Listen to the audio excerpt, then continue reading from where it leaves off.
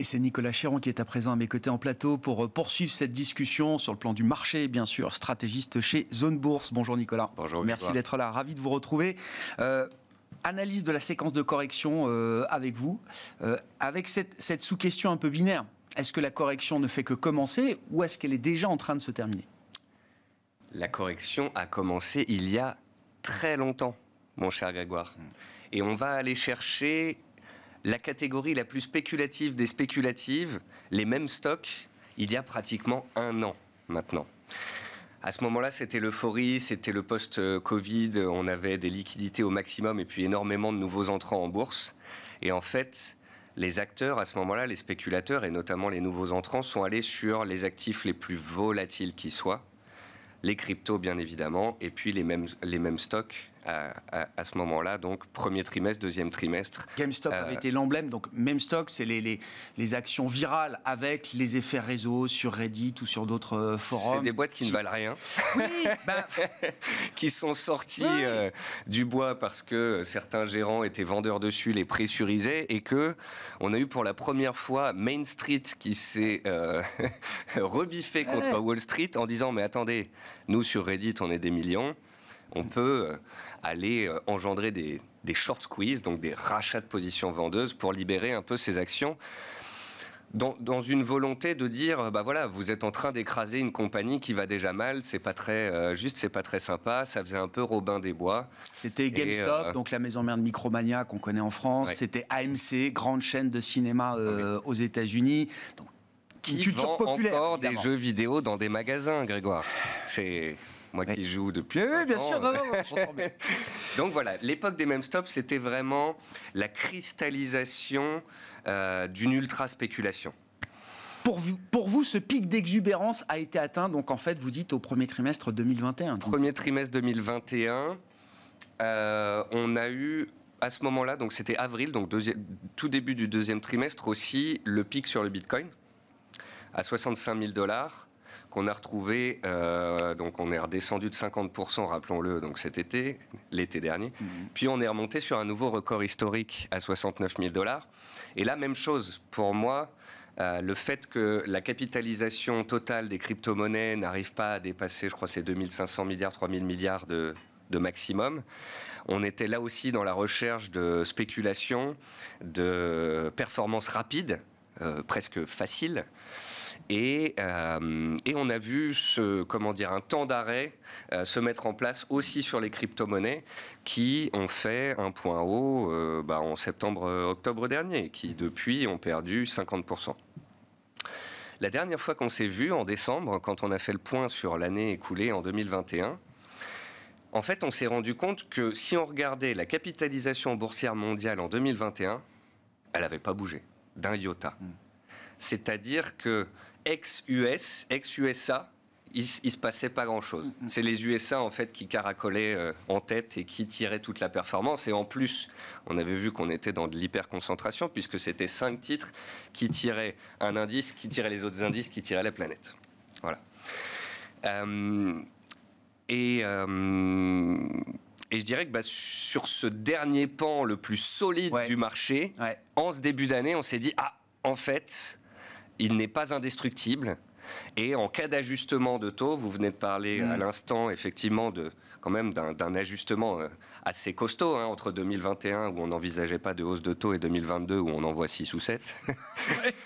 Non, mais c'est très clair. Et donc, du coup, le dernier pan qui tenait, le Nasdaq, pour faire simple, et les GAFA, a commencé à reculer parce qu'il fallait, en ce début d'année, qu'on opère une rotation, un ajustement, en fait, à la politique monétaire américaine.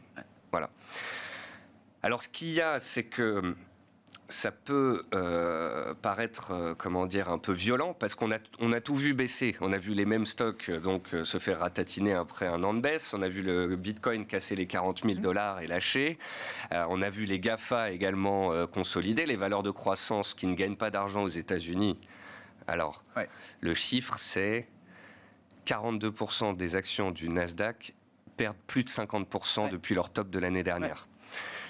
Et ça aussi, c'est un phénomène intéressant parce que on en avait parlé il y a un mois et je vous disais, voilà, on peut peut-être avoir un ajustement sur les GAFA, mais il y a un moment donné où il faut quand même se rendre compte que sous le capot, on est déjà dans des corrections extrêmement fortes. Très important de raconter cette séquence qui a démarré, comme vous le disiez, effectivement, depuis près d'un an maintenant. Et quand on parle des GAFAM, qui viennent donc compléter cette phase de correction, on parle de baisse de quoi? De 10, 15 peut-être jusqu'à 20% pour certains gros poids lourds. On a vu Netflix perdre 50%. Alors Netflix, effectivement. On a vu Facebook perdre 30% depuis ses plus hauts. Après, sur du Amazon, on est plutôt sur du 10-15% par rapport au plus haut. C'est quoi 10-15% de baisse après les parcours qu'on a fait l'année dernière? C'est pas grand-chose. Simplement, quand au même moment, on a le dégonflement de toutes les bulles spéculatives. Et ce qui est un très bon point, d'ailleurs, que le marché, en fait, arrive à créer des bulles, mais à les dégonfler en son sein sans créer de risque systémique. Voilà, c'est ça. Ouais. Donc ça, c'est extrêmement positif.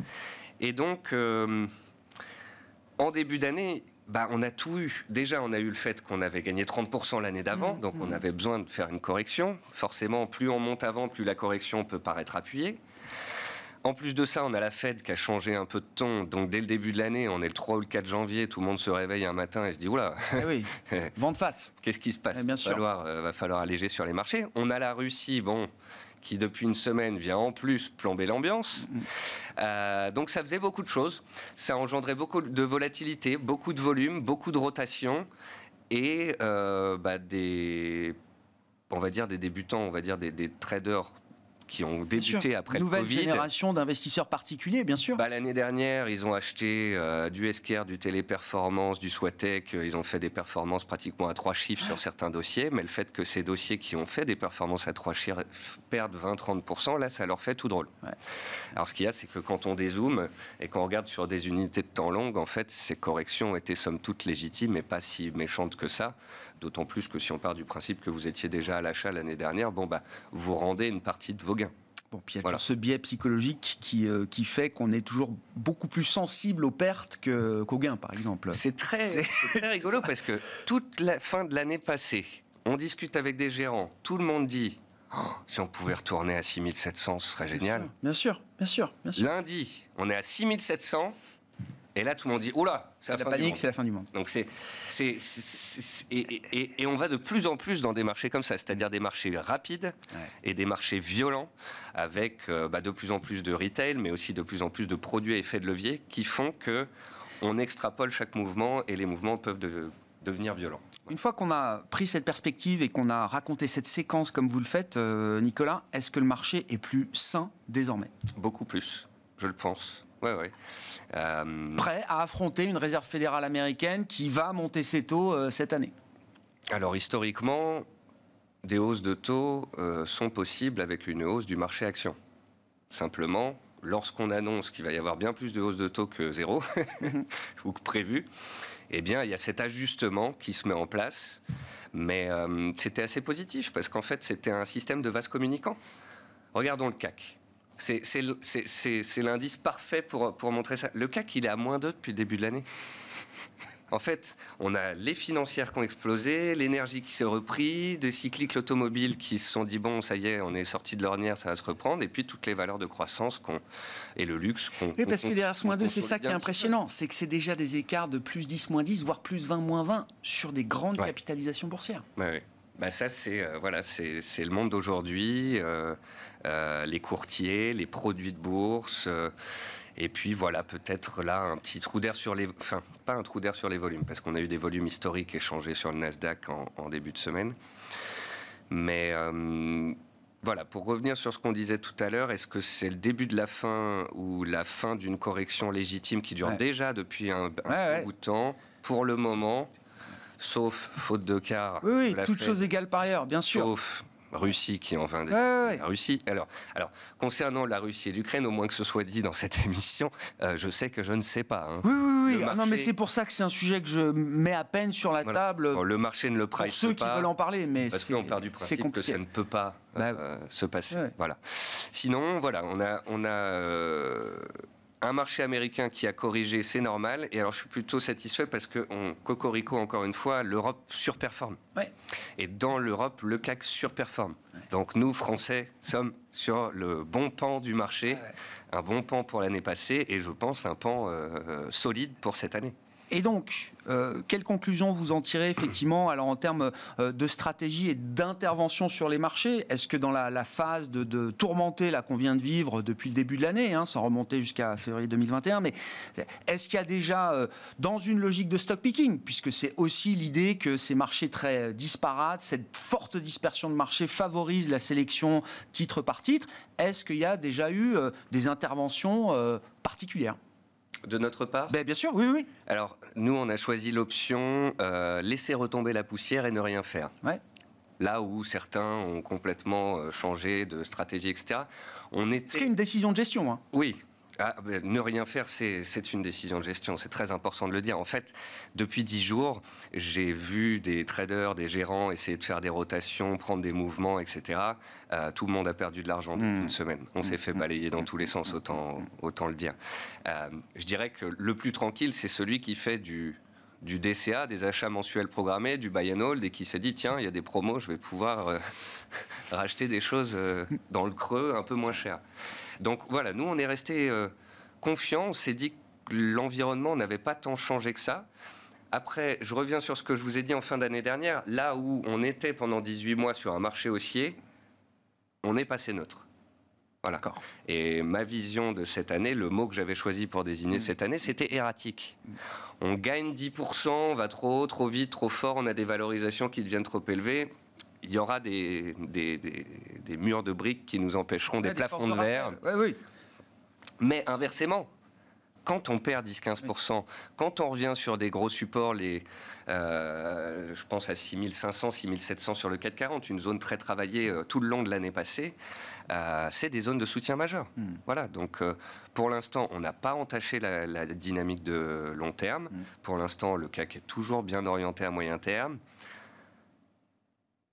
Allez, je me mouille, mais c'est pas que Vous vous mouillez tout seul, là, Nicolas.